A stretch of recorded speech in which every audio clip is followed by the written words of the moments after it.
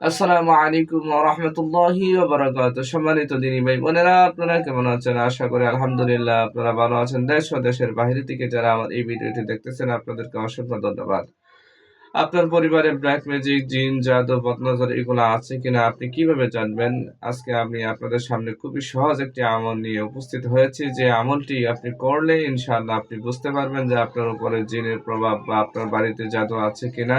অবশ্যই আপনি জানতে পারবেন। সেটা জানার জন্য আমি আপনাদেরকে বলবো, সর্বপ্রথম আপনারা কি করবেন, ভালোভাবে উত্তম রূপে উযু করবেন। উযু করার পর আপনি কি করবেন, আপনি আপনার বাড়ি থেকে বের হয়ে যাবেন।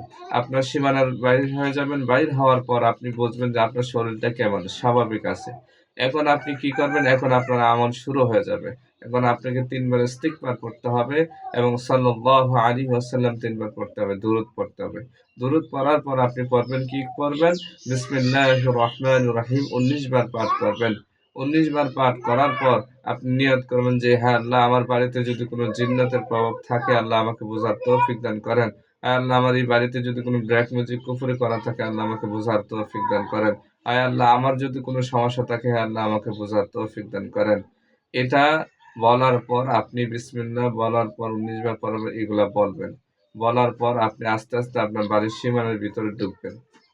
যতবারে আপনি ঢুকবেন বিসমিল্লাহ, বিসমিল্লাহ মনে, মনে পড়তে, পড়তে আপনার বাড়ির সীমানার ভিতরে ঢুকে যাবেন। ঢুকে যাওয়ার পর যদি দেখেন যে আপনার শরীরটা কি ভারী হয়ে গেছে, মাথা ভারী লাগতেছে, শরীর প্রচন্ড ভার হয়ে গেছে, তাহলে আপনি বুঝবেন যে আপনার বাড়িতে জিনের চলাচল আছে, জিন্নাতের সমস্যা আছে। আর যদি আপনার শরীর যদি একদম হালকা হয়ে যায়, পাতলা লাগে বাড়িতে ঢুকলে, তাহলে আপনি বুঝে নিবেন যে আপনার বাড়িতে ব্ল্যাক ম্যাজিক আছে, জাদু করা আছে।